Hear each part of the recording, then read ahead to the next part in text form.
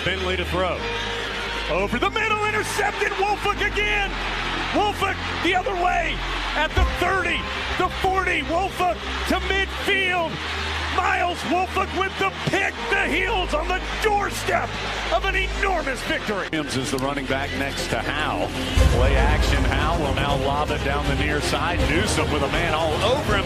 Pins the ball against the back of the defender and brings it in. Heels can get a first down at the 3. Howe, pump fake to the right. Now he's going to run to the left. Howe at the 5. Takes the shot. Pinballing off the Canes for the touchdown. Sam Howe showing the toughness for 6. Cardinals down 4, 35-31. May has the shotgun snap. Pressure coming. Rolls to the right. Throws to the end zone. Touchdown! Touchdown, Antoine Green! 16 seconds to go. No flag. Snapping it off the 8-yard line. May pulls it, tries to roll it apart. Oh, now he's going to throw it and score! Throws it to Payson in the end zone for the touchdown. May has thrown this left hand. Was rolling out on the run and threw it left-handed. Nard fields it at the 26. Heading to the far side. Gio at the 35. Gio, he's at the 50. No, he's not. Yes, he is. Gio, he's going to take it for a touchdown. Are you kidding me?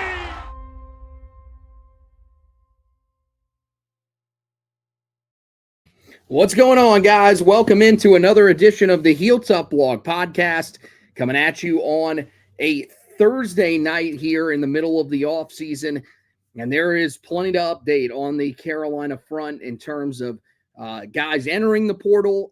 There are guys that Carolina fans should definitely want in the transfer portal. We'll talk a little bit about that tonight. And we have to talk about maybe the stupidest thing going on in college football right now, and that is the ACC scheduling for 2026. We're going to talk about the Tar Heels slate, of course, but we're also going to talk just in general about how stupid it is and how the conference is just a complete mess, and one that Carolina should be looking to get out of as soon as humanly possible. But as I mentioned, we're starting with some transfer portal news tonight. And we have to go, we had to get into it, just do a separate episode for one player. We were talking about it. We had not had a significant enough player enter the transfer portal yet to just do an edition of the podcast on that player. This one, it's not, as I said, we're not going to do exclusively just on this player. But this is the first one that we've done where it hasn't been multiple guys, where we said, look, we've got to get on here. We've got to talk about this because this is just that significant of a player to enter the transfer portal. And that is edge rusher Tyler Thompson, who entered the transfer portal yesterday morning. When you look at him, he was a guy that this past year really evolved as the season went along. He was part of the rotation a little bit a year ago. Towards the end of the season, he started getting more play with Mac Brown and his group. But, the thing is that eventually, he became, a deeper rotation guy. Well, he came in with a similar role this year where Smith Vilbert and Milcard Abujade were playing the majority of the snaps early. But eventually it got to a point where, starting with that Cal game, he started to play well enough where Carolina had to play him. He finishes the season with 25 total tackles, 7.5 tackles for loss, 7 sacks, 20 total quarterback pressures, and 2 forced fumbles. And so when you look at it, that's a lot of production that is walking out of the door for Carolina. It is certainly something that Carolina now has to try to pivot and replace. And it also doesn't help that Smith Vilbert isn't going to be back this year. This was a guy that was setting up to have a bigger role. It was someone who, as the season went along, you could see was improving in his weakest area, which was run defense. You saw the sack numbers. Now, granted, it came during a stretch of the season where Carolina was going against weaker offensive lines,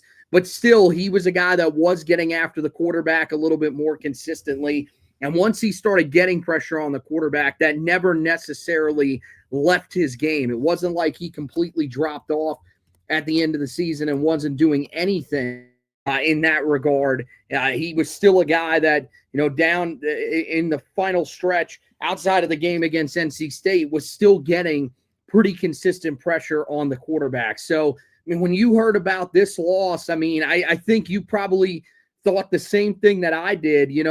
It's a pretty significant one, especially for a Carolina team that is looking for positives that they can build on. This was your highest rated defensive player, according to Pro Football Focus, the highest graded defensive player the entire season. And now he's off into the portal, and it looks like there's a good chance that you're not going to be able to keep him around.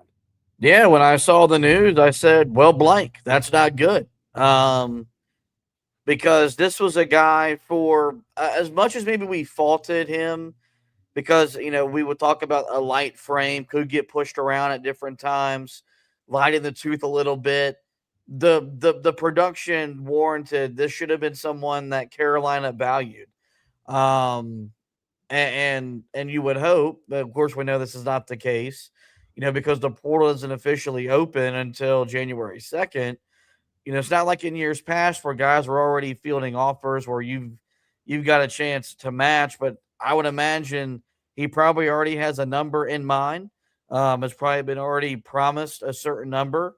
Why would Carolina not be willing to match is beyond me, because you just need known bodies. I think does Carolina want to get bigger? They want to get stronger up front. Absolutely. That needs to be an objective of what they do in the portal, but you also got to retain some production. You've got to retain some leadership. And I think he, would have checked both of those boxes going into Bill Belichick's second season. So, this was the first real big name. Once I saw it, I was like, all right, we probably got to dedicate, an entire podcast to him, or at least half of a podcast to him. And, on one front, I'm kind of surprised it took this long to get there, because with the way the season went and with some of the reporting around the program, you would have thought that after the state game was final, we'd have a couple of these podcasts that we'd have to do. Luckily, so far, that hasn't been the case, but, they now have their first clear objective of what they need to look to replace in the portal. I know we're going to get to how you list your needs, but this is priority number one, I think, right now for Carolina because of the amount of production that you're losing. And I know Michael Lombardi and Bill Belichick, they are selling you on this incoming recruiting class being the foundation of this program. And I hope that they're right. But you don't win in college football with freshmen. It just does not happen. You may have, out of the 39 kids they signed, you might have a handful that are legitimate, impactful players over the course of the season. So there's no one that I think from this freshman class that you're pointing to, and you could count on that production. And so when this portal officially opens January 2nd, one of the first things they need to do, assuming that Melcar Abujade is a Tar Heel, they need to find someone opposite him to help him put consistent pressure on the quarterback and be an enforcer in the run game. Yeah, that's the main thing that they got to look for. And they were going to have to look for that potentially anyway, is someone that could defend the run at a pretty high rate out of the edge rusher position. But you were thinking, okay, you've at least got your two edge rushers. Again, this is the second time in not even a year that you had an edge rusher that you felt pretty good about, and he ends up entering the transfer portal and could potentially go to a bigger school. Now, I don't know what the number is. I think that's one of the scary things, is that you look at him and the production that he had, you don't think the number would really be that big. People have to see the same things that we're seeing, which is he was good. There were stretches, and he deserves a lot of credit for what he was able to do. He had 2 games where he combined for 5 sacks. So, yes, he deserves a lot of credit for being able to get to the quarterback in those circumstances. You would like for him to have games like that moving forward. but you also want steady production from him, which I think you sort of got in terms of the pressures. But I just don't know how much money people are going to be willing to offer him. And it really makes you wonder, if Carolina's not willing to match that, how many guys on this roster are they really going to be able to match the number that they could get at other schools? Because you have to match the number on Jordan Shipp. You have to match the number on Milcard Abujade. I would prioritize those guys over Tyler Thompson, but I'm going to tell you, Tyler Thompson was pretty high up there. You look at a guy that, this year was as productive as he was and still had 2 years of eligibility remaining. That's a tough pill to swallow, man. That really is tough to swallow. And so I really wonder, what is the appetite for Michael Lombardi and this staff to match some of these guys? Or do they really think, because as you said, you want some stability on this roster. We just talked about this past year how the reason why Carolina wasn't good was because they had 70 new players. Well, if you keep letting guys like this walk out the door, you're going to have 70 new players this year. And then you're going to be in a spot where, once again, we're saying, well, there's too much turnover for this team to ultimately be successful. I don't want to be back at that point. And it felt like this was a guy, an in-state homegrown guy, that really felt like he was someone that Carolina would be able to keep around. He would be able to succeed here and would only continue to grow under Bill Belichick and his staff. And that's what's so frustrating about losing him. Hopefully Carolina, is still trying to match that number. Like, for me, I still think, based off of some of the guys that we've seen enter, now there's a couple other big names that have entered at the position, mainly today, a Penn State edge rusher that I think Carolina should definitely be on. His name slipping my mind right now. But he certainly would be someone that you'd like to go after. He's going to be as highly thought of as anybody in the transfer portal. So are you going to be able to match that number? I think Ross Martin put it really well in the tweet that he had yesterday, which is basically, this staff wanted to pay $10 million to a high school recruiting class. Is there going to be money left over for guys on this roster, that you want to keep? I think, they have to look at it and say, while you are wanting to build for a bright future, you're also trying to build now. You're trying to have some success now, because one, you need to, after the way that things look this year. And two, again, it's important because of the age of your head coach. He's not going to be around long. So who are you building this for? Are you building this for you? Are you building this for your son? Are you building this for the next coach that comes in and takes over at Carolina? You need to win as soon as possible. So I don't know if that's quite the strategy that you ultimately want to go with. But I do think one thing that's interesting is, where does this sort of rank now on the needs for Carolina? And there are some priorities here that I think, for me at least, are more important than edge rusher, because I believe with what were you saying? Okay, I just wanted to barge in before we got there. I would argue that if they're wanting to spend $10 million on freshmen, they're spending their money. We're spending our money wrong. And from what was told to us, what was reported when Carolina released their revenue share plan, was they were setting aside $13.5 million to build their football roster, which is right in line with how most schools are doing this. Most schools are committing $13 to $15 million to football, $5 million to basketball, and leaving $1 million or $500,000 left over to, maybe, a non-revenue sport that's major at that certain university. It's good that Carolina is committing that $13 million to football. Not arguing with that money being committed. Look at what's going to happen to Kentucky, because Kentucky's doing the inverse. It's why that job is now going to be, in my opinion, impossible to succeed at. But your $10 million should be committed to current guys that you're retaining on your roster, And I would argue adding talent and depth through the transfer portal is more important than paying high school athletes. I know this is a big discussion in the recruiting world, how like the transfer portal has impacted recruiting at both major sports. And I'm here for that conversation.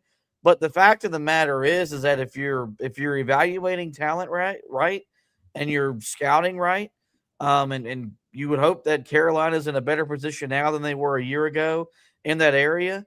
I'd much rather pay proven players at the college level as opposed to proven high school players that we hope can make the transition to the college game. And so if they committed $10 million to this high school recruiting class, unless Carolina's got LSU type money coming in outside of the revenue sharing, I'm going to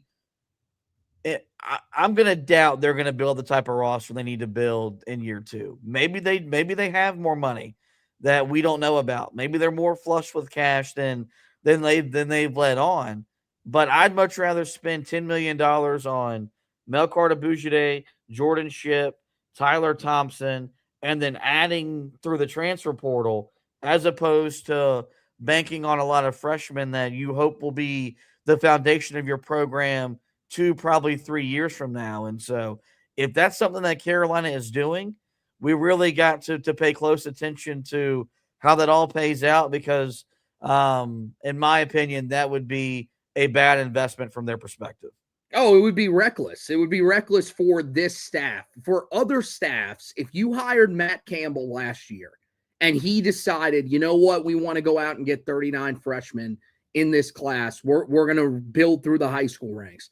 It makes a little bit of sense because he's going to be here for the long term. But when Bill Belichick is going out and this is his strategy at 73 years old, it just doesn't make a whole lot of sense. And I get it, man. There are some talented dudes at the high school level. You said that you will get a handful. I'm going to tell you, if you can get 10 guys that can help you out of that 39, you should be feeling ecstatic about that. That would be amazing for you to get that many guys that are that high, that are high-level contributors from this recruiting class right away when they step on the field. It just doesn't seem like that's going to be the case. And if you look around at the rest of this roster, there are a lot of holes. And so you needed to make sure that you had the money in order to be able to fill some of these needs in the transfer portal. Now, am I taking the $10 million and saying that's exactly what they spent on this high school recruiting class? I am not. I'm not sure where Ross Martin got that figure from. I don't know if he's heard something from someone at Inside Carolina that's feeding that to him or what exactly, where exactly he got that number from. But until I actually see that confirmed by Inside Carolina, by 24/7 Sports, then I'm not going to necessarily run with that.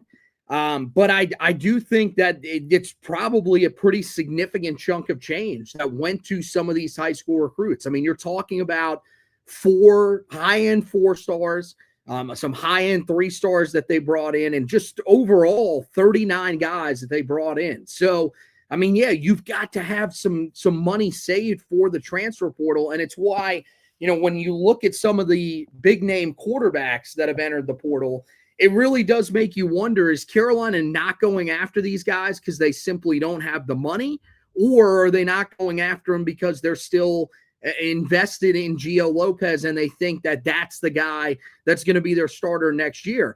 I would almost rather the latter than the fact that you just don't have the money, because what it makes me wonder and fear is that Carolina's not going to be able to build the type of roster, as you said, that you need to for this season, that you need to be competitive for this season. And I'm just looking to make it back to a damn bowl game. But if you put together a roster similar to what you put together last year, which, by the way, they didn't have a lot invested in that high school recruiting class last year, so they were able to spend some money in the transfer portal. If you have less money than you had last year, what's this group going to look like for next season? I mean, we could be talking about one of the worst power conference football teams to roll out there. So hopefully that's not the case. Hopefully they invested far less money in the high school recruiting than $10 million. Or, as you said, hopefully they got a cash flow that is huge coming in, where if they spent $10 million, maybe you can spend $10 million on the transfer portal as well, because that's about what it's going to take to build a legitimate roster for this season.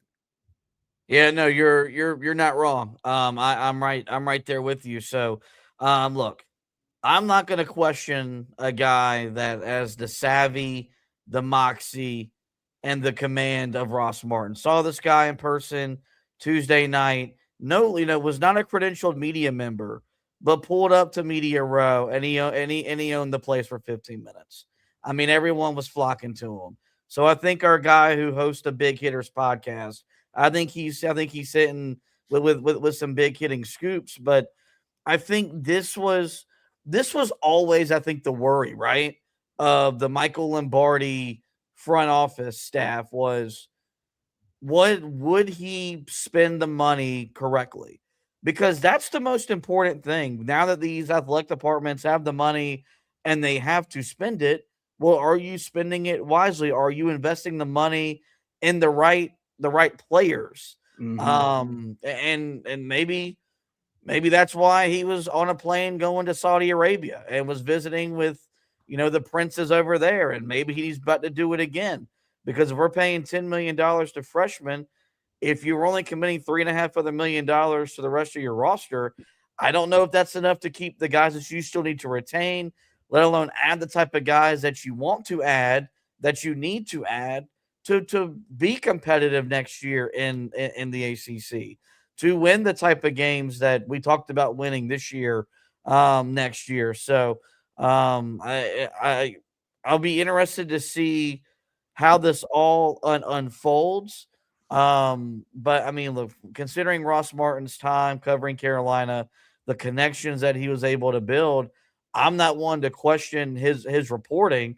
And it just leaves me with more questions than I should have for a Hall of Fame head coach at the NFL level running my favorite college football program. Yeah, I mean, honestly, I mean, how could you not be concerned with that? Especially with how many needs this team has. And when you look at some of the biggest needs that this team has, you mentioned edge rusher, you believe now is the most important need for this group. I have it at 3 on my list. And the reason why I do, and this is adjusted after Tyler Thompson ends up leaving, is because you still have Joseph McCoy, who played a little bit for you there. You would expect that he's going to be a guy that can hopefully take a step forward this year. There's another group of guys that didn't necessarily play: Daniel Anderson, Austin Alexander, a couple of other guys, Chinadu Onyegoro, who was a part of last year's recruiting class. And then you've got some guys from this year's recruiting class that you're hoping can come in and maybe make an impact right away. I just feel like there's more bodies in that room than there are at some of the other rooms. And I think the other thing is, you just talk about the most important position. Number 1 on my list is quarterback. And I think with the names that have entered the transfer portal, there is no excuse for Carolina not to go out and get somebody.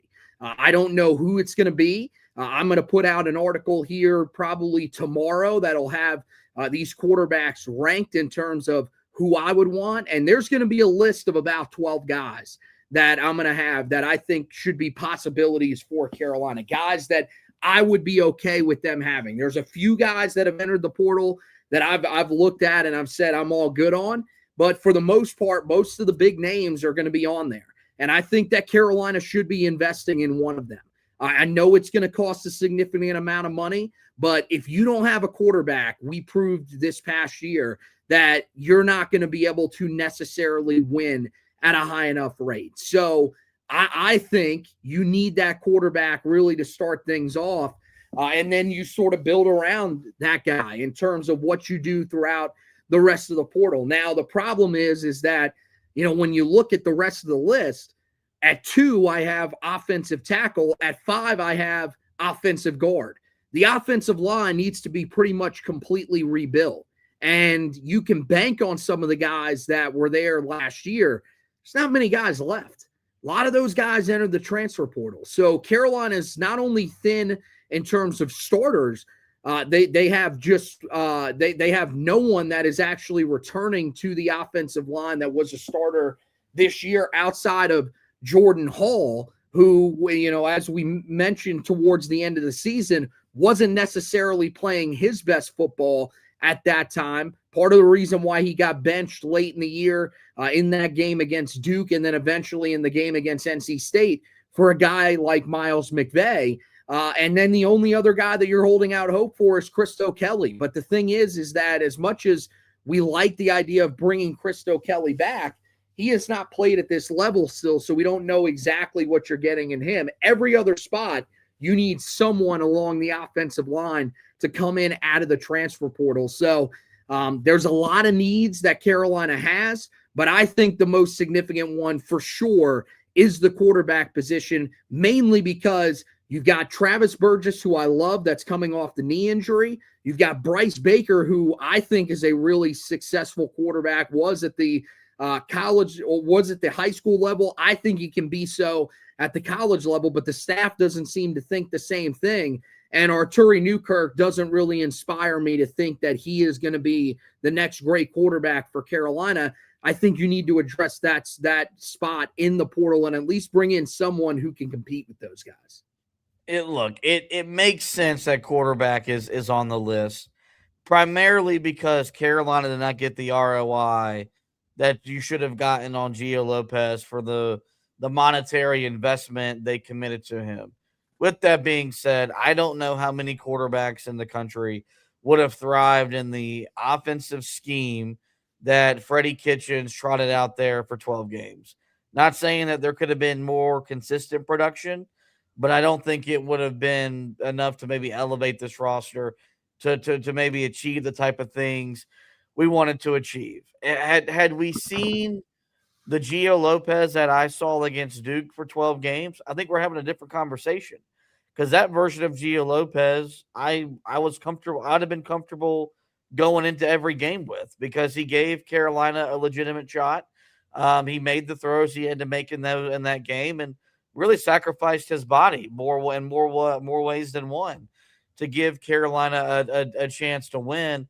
But that wasn't who he was. That was not the quarterback he was over 12 games. And as we know in this sport, there are going to be legitimate upgrades that enter the portal every single year. With where Carolina is at right now, post Sam Howell, post Drake May, when those two guys were your quarterbacks, if the portal would have been what the portal is, Carolina would have never thought about going into the portal, because you had a one-on-one dude. They haven't had a one-on-one dude since Drake May's final season. I don't know if there's maybe a one-of-one guy in the portal right now. You and I really like Sam Levitt. I think he's just efficient, tough, smart with the football. You just had Josh Hoover from TCU enter the portal. It'd be really interesting if he was Carolina's quarterback when they go to Ireland next year to face off against, TCU. But the most important thing, and this is why this hire needs to happen soon, is it's really hard to you can put together your wish list, but it's really hard to really narrow down who you want, who makes sense, because we don't know what Carolina wants to be as an offense. Same thing with the offensive line. Yes, they need to rebuild the offensive line, but you need to rebuild an offensive line that fits whatever scheme your offense is going to play. We're a week out from Christmas. I would have liked to think if Freddie Kitchens had been fired for 6 days, we would be getting a little bit of buzz about where this coordinator search is going.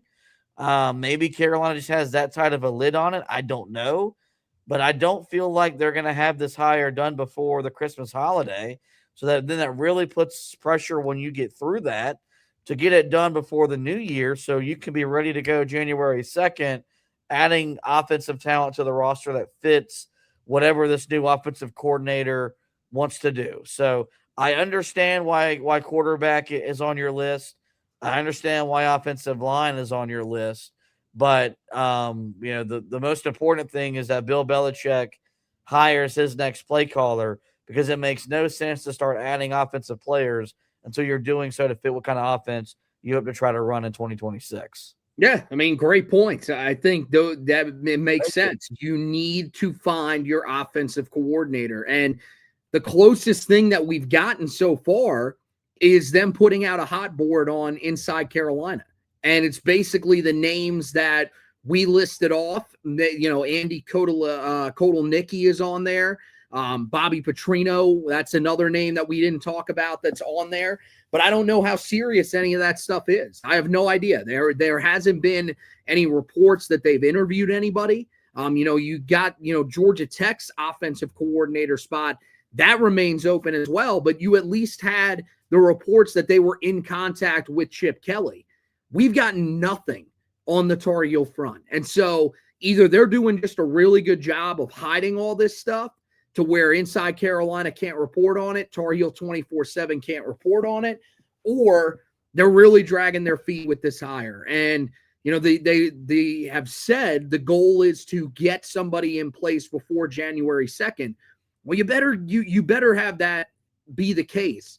And it should be sooner rather than later, because you got to start talking to these guys in the portal. I know you're not technically supposed to. I know there was a rant from Dabo Sweeney about how he was not going to contact anybody in the portal early. He was going to wait until things become official and guys are officially into the portal. Well, guess what? You're waiting too late, because there's going to be guys that are already going to have their new schools. We've seen the guys that have entered the transfer portal at quarterback, they're already being tied to certain schools. And that is happening for a reason, because through back channeling, they have communicated with these guys.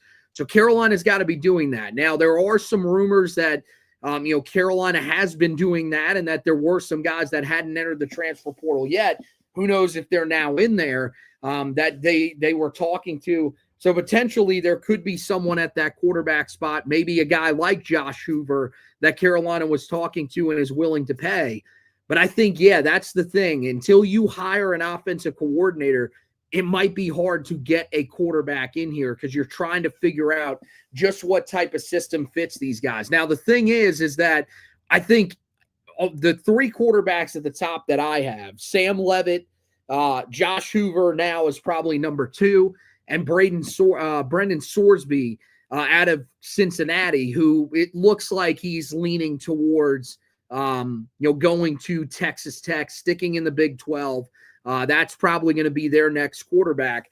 But if Carolina wants to be invested in one of these guys who I think fit just about any type of system that you would get from some of the names that you've seen, well, then they've got to just go ahead and figure out who their guy is going to be and make that hire so that they can start getting in on these guys. Ultimately, I don't think they're going to go with one of those guys. Those are, as I mentioned, my tier 1 quarterbacks. Then there's, a second tier, which has a decent amount of guys in it. A third tier, which I think are some of the lesser guys. Maybe there are more question marks about them. And then a fourth tier, which are really, guys that you're just taking sort of a shot in the dark with. Where do I think Carolina's ultimately going to be? Probably in that third or fourth tier. I think that's probably where they're going to be at when it comes to the names that they're looking at. That's disappointing, but if they don't have the money, then that simply is what it is. Some of the other positions that I think they do have to address, just really quickly, we mentioned edge rusher. There are a couple of names, not nearly as packed as some of the other positions in terms of the guys that have entered. And then the other one that was very clear to me, and the one that stood out on the defensive side of the ball before edge rusher became as big of a need as it was linebacker. I mean, off-ball linebacker. And the reason why it's behind edge rusher, because you'll say, well, Carolina literally has none of their 3 contributors at linebacker back from this past season. The reason I would put edge rusher up there is because edge rusher is just that much more important. Edge rusher is one of the most important spots on the field. You could argue it's the second most important position in football, right behind quarterback. I think it's probably right there next to it. So that's the reason why I lead edge rusher over linebacker. But linebacker's a spot where Carolina is going to have to get multiple guys in this transfer portal that have played, that have done something significant at the schools that they have been at. This cannot just be some of the guys that they added late in the portal last year, like Jonathan Agamadu, who's still on the roster, Tamir Hickman-Collins still on the roster. You can't get guys like that, though. You need proven guys at that linebacker spot. Are there any other positions that you look at and think maybe should be on the list, maybe one that a lot of people aren't talking about that you think should be higher on the priority list than I have it? No, I mean, I think you hit the nail on the head. You need to add, as you mentioned, probably 2 linebackers, because you're losing to. If I had to maybe add another one, maybe an experienced corner, if you could get someone like an upperclassman level, just because Thad Dixon gone, and you're losing. And I'm not upset about losing Marcus Allen, but he did play a lot of ball, did play a lot of snaps. So you're losing some experience on the back end of that secondary. I think it's going to be easier to add offensive talent or defensive talent, because right now the hope is that Belichick, his son, and this staff, they're watching all the tape from all the defensive players that entered the portal, and are starting to identify what guys, which guys fit, which guys don't. And then hopefully they're punching the numbers to figure out what the money's going to look like, and can they make competitive offers to them. And I do think Carolina's defense showed progress to where I don't think there will be guys that'll be as turned off to come play here, because they'll see the growth that they saw, and some of the development that they saw with what Melchior Abujide did, coming over from where he came over from. And so the way you listed it was right. I'd maybe add just a veteran corner just to put some experience in that room. We both were really pleased with the way Jaden Patterson played down the stretch. Yes. But you could put him in a situation where maybe he's not ready to be that type of guy going into next season. So look, the expectation is for them not to add as many players to the portal as they did a year ago. That's why they went as heavy as they did in the high school recruiting class. And right now they don't have to go portaling for the way they did last year, because they haven't lost as many players as I think maybe we expected to, with just how the season has gone. But hopefully they can add the talent and the depth they need to add starting January 2nd. To field a team that can, one, get to a bowl game, but really play meaningful football down the stretch into November and on into December. And look, if that's going to happen, it's going to be because there's going to be more talent on the roster, because as we'll talk about here in just a minute, this upcoming schedule from an opponent perspective is as talent or is as tricky as we've seen here in quite some time. Yeah, and the position that you mentioned, cornerback, by the way, did want to tell you there will be an article up about a cornerback that Carolina is interested in the transfer portal right now. At least they have been one of the teams that's been tied to him and has been expressing interest according to his agency. That would be Iowa State cornerback Quentin Taylor. So if you want to read about him, make sure you head over to the website right after this edition of the show is over. I will be posting that for you guys to be able to read. Also wanted to shout out Thad Dixon, the guy that is leaving behind one of those starting spots that'll either be taken over by Jaden Patterson or another cornerback out of the transfer portal, more than likely. He ends up, it was revealed today that he ends up accepting an invite to the Panini Senior Bowl. That's going to be weird to say for a while, especially because Reese's was the sponsor for so long.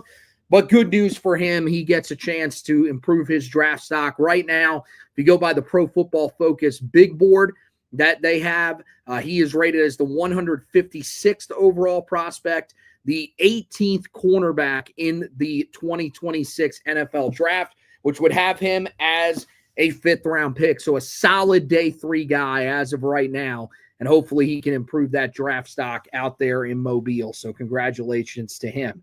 All right, we move on to the ACC schedule for this year. We'll focus, mostly on Carolina here. But, I mean, first of all, the fact that 12 teams are playing 9 conference games and 5 teams are playing 8 conference games is just one of the stupidest things that we have ever seen.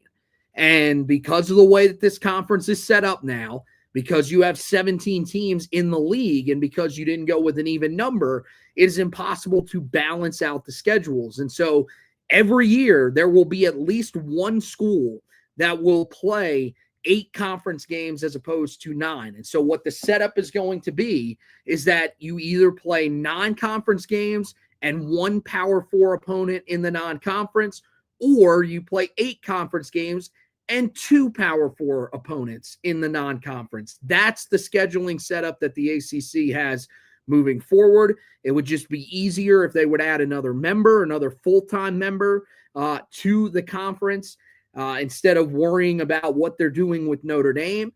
But, this is the situation that Jim Phillips has us stuck in here. And it just, to me, as an ACC person, as someone that is in this conference, someone that wants to see this conference thrive, it feels like every time that this conference takes a step in the right direction, like, hey, we're starting to compete a little bit better in basketball. Hey, we just had a team make the college football playoff despite having an 8-5 ACC champion. It feels like there's always a step back for this conference.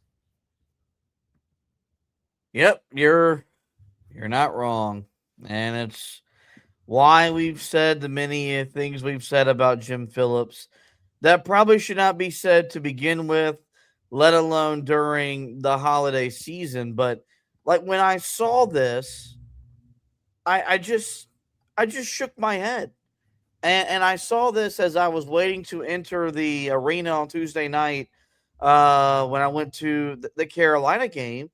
And this is the first thing I hear, like guys like Andrew Jones and people that cover this league. They're just like, God, this league just can't get out of its own way, can it?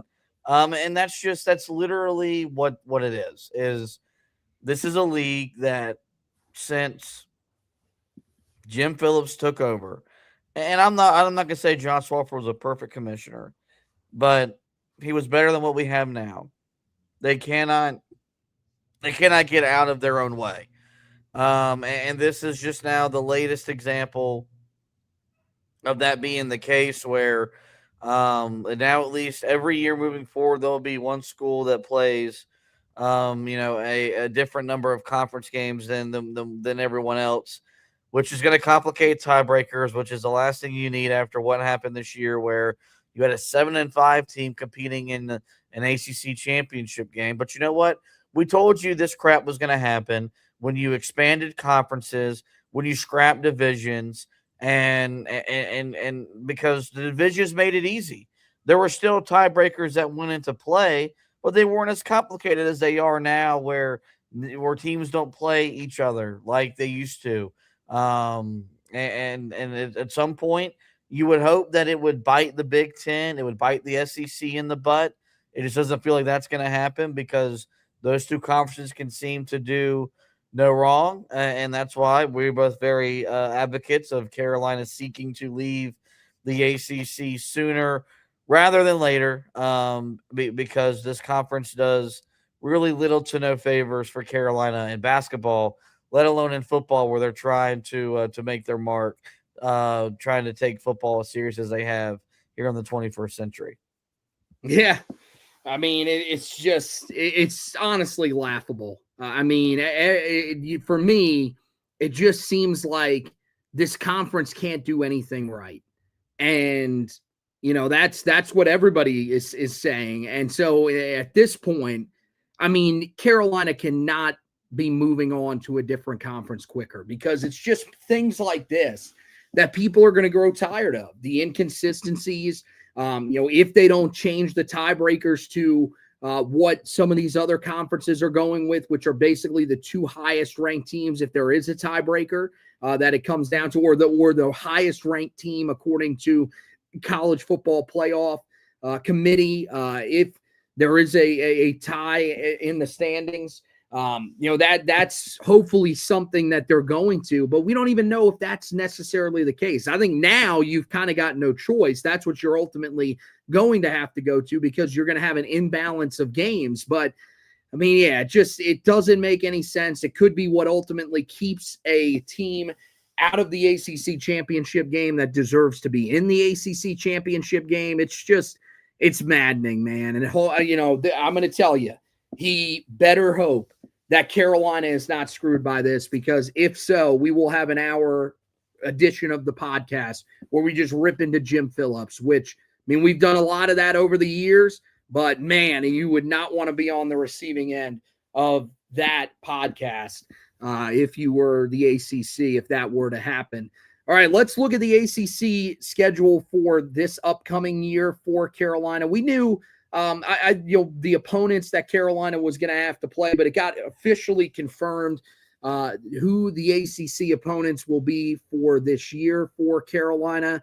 And so, when you look at it, the home and away designations for this year, we don't have the full schedule. We don't know when Carolina is going to play these teams, but the home teams for Carolina, you'll see Louisville, Miami, NC State, and Syracuse. They'll be coming to Kenan Stadium this year. Carolina will be traveling on the road to play the Clemson Tigers, the Duke Blue Devils, the Pittsburgh Panthers, and the Virginia Cavaliers. And so we talked about how important it was for Carolina to be able to build through the transfer portal.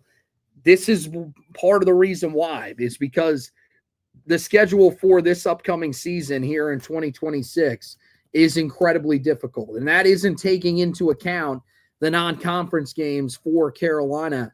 You look at, the trip overseas to Ireland, a game that you better win, because if you don't, that's a game that has been known to have a very strong hangover effect for the rest of the year. We saw that this year with Kansas State, a team that just completely fell off the map, ended up having their coach retire, leading to one of their former quarterbacks taking over as the head coach. A lot of things can happen as a result of that. And you look at Carolina's non-conference schedule for next season, not only do you have TCU on there, East Tennessee State is one that you would hope would be an easy one for Carolina at home.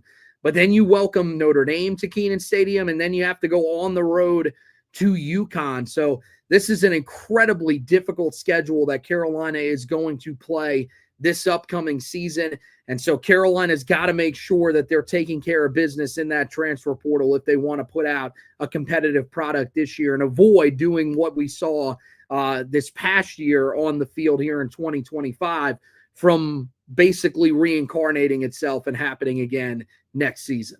Yeah, you look at just the road games. You got to go to Clemson, a place that Carolina has struggled at. They haven't won there in over a decade. You've got to go to Duke, the defending ACC champs. You got to go to Virginia, the ACC runner-up. And then you've got to go to Pittsburgh, a game that you're hoping is in the first part of the season and not the second part of the season. And then your home games, you get to host Miami. I think, will probably enter next year preseason favorite to win the league, especially depending on what they do at quarterback. Yes, you get Syracuse. You get NC State in your building, although you've struggled against the Wolfpack. But you also get a Louisville team. And depending on where Louisville falls in the schedule, this was a program that was 7-1 and before, things kind of went sideways, or maybe it was 6-1 before things got away from them as the season moved along. If Jeff Brom's there, you expect it to be a hard coach football team. There aren't a lot of gimmies for Carolina in conference play, let alone the non-con. You got to go international to start the season. You've got to go play, UConn team that won 9 games a year ago. Notre Dame comes to town. That's going to be a perennial CFP contender. And so the task to get into a bowl game is going to be difficult. It's going to be a lot more difficult than it was this past year. So You better hope that you've upgraded your coaching staff and you upgraded the talent and the depth on your roster. So just kind of glad that this thing broke Carolina's way. And they only got to play, 8 ACC games this year. But nonetheless, with how that schedule breaks, the only really gimme from this past year would be Syracuse.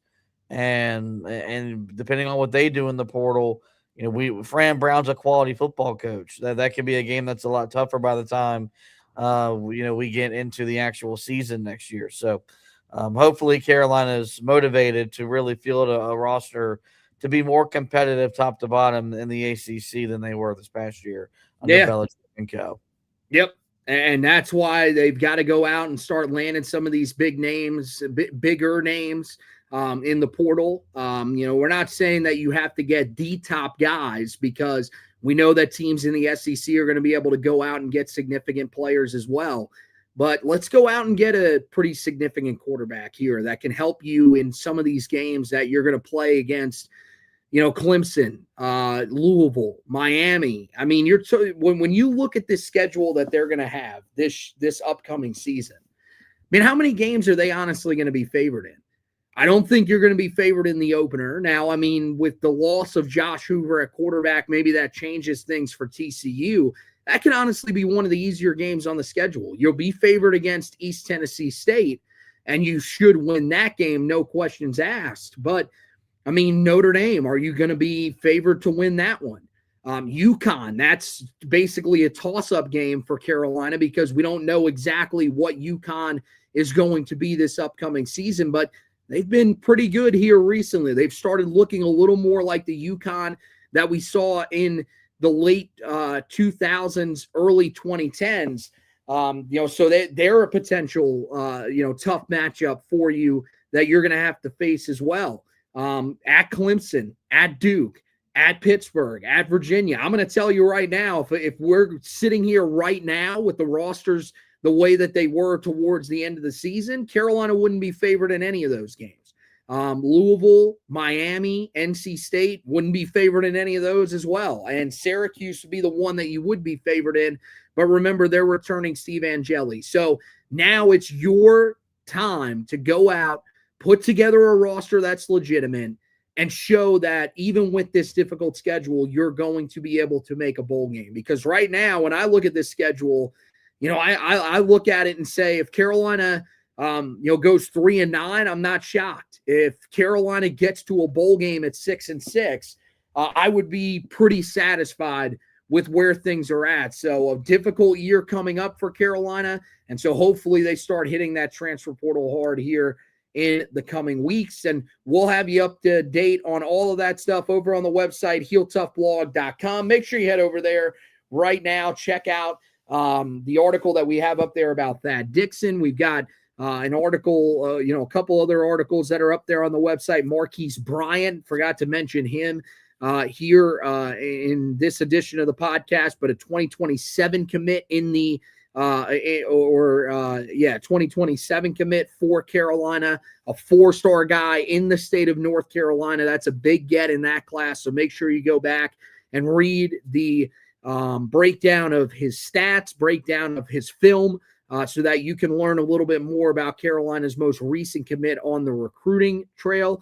And then, as I mentioned, I will be putting up an article here after we're done about Carolina's interest in Quentin Taylor, the corner that's transferring from Iowa State. So you don't want to miss that. Find out how good of a player he is and that Carolina is going after. And if that's someone that should be high on your board of guys that you want in the transfer portal for this season. Of course, any other news that comes out around the program, any other news that comes out on the offensive coordinator front, if you want to go back and read our picks for the offensive coordinator spot, you can go. That's pinned to my Twitter page right now. So make sure you go and check that out. And then, as I mentioned, that quarterback one will be coming out sometime tomorrow. So make sure that you guys are keeping an eye out for that, where we'll break down the quarterbacks that we think Carolina should go after. On that front, that really is it for the football side of things. But on the basketball side of things, plenty of stuff going on as well. Carolina getting ready to take on Ohio State. Josh will have you covered with that one. Make sure you go back, read the recap of the game against East Tennessee State, some of our takeaways from that game. I was able to get that article up for you guys the other day after Carolina won the previous night 77-58. So read some of our takeaways from a really strong performance once again from the two bigs for Carolina, who are off to a tremendous start to the season. Of course, we'll be back on the Four Corners podcast side of things. Just did an edition today on the Smith Center, what they're ultimately going to do about their new location, the meeting that they held with players, something that the former players were pretty much demanding. Should say former players as well. It wasn't anybody of the current staff or the current team that was in on that meeting. But make sure you go back and check out that edition. We also talked about the home and home series with Georgia as well. And then we'll be back tomorrow to preview the game against Ohio State. So make sure you're tuned in for that tomorrow night here on these same avenues. In order to get that, make sure that you subscribe to the YouTube page. That's one of the main things that we're pushing. We're trying to get to 600 subscribers before Christmas. So if you guys could help us get there, we would greatly appreciate that. Also, make sure that you're following the Twitter page and the Facebook page at Heel Tough Blog on Twitter. Make sure when you go there, also turn on those post notifications so you get notified anytime that we put out any piece of content, whether it's an article, a video edition of the podcast, or anything else that we have from our content side of things. That's all that goes on that feed. So you'll get straight on-demand stuff from us over there. And then on the Facebook page, basically the same thing. Just add Heel Tough Blog, put it in the search bar, and make sure that you like the page for us. But that's going to wrap it up once again for this edition of the podcast. Want to thank Josh for hosting with me. Want to thank you guys for watching and listening. And as always, go Tar